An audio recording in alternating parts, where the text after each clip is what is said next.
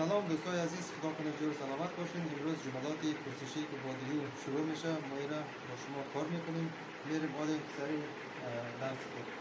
مثلا ما شروع میکنیم در ابتدا دو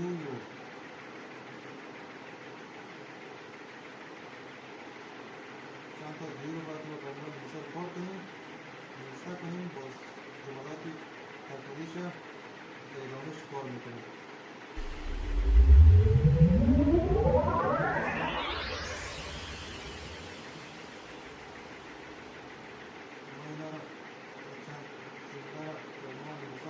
برای شما کار میکنیم.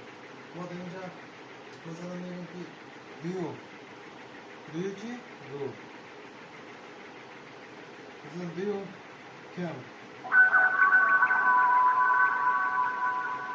مثلا این سوال میکنیم، این سوال خودش فعاله هست دیگه. خب دیو speak.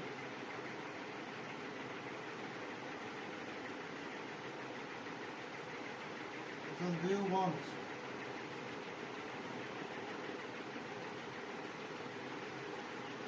مثلا do you نوشته میکنیم do you eat.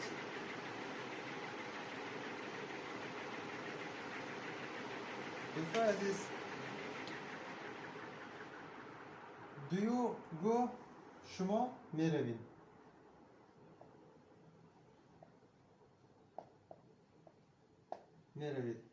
do you come شما میایین.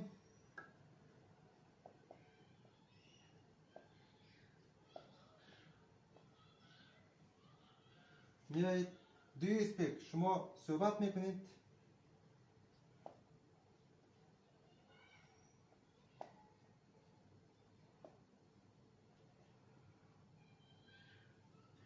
do you want شما میخواین.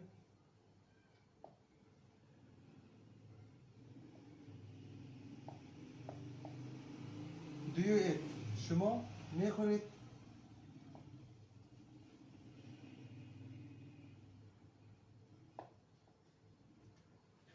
درس امروز ما تا اینجا را دوستان عزیز، خدا نگهدارتون. به امید از که در برنامه بعدی هم ما را دنبال و تعقیب نمایین، همراهی نمایین تا که ما بیشتر با شما درس‌های جدید و جملات جدید همکاری کنیم یا راهنمایی کنیم. تشکر از توجه شما.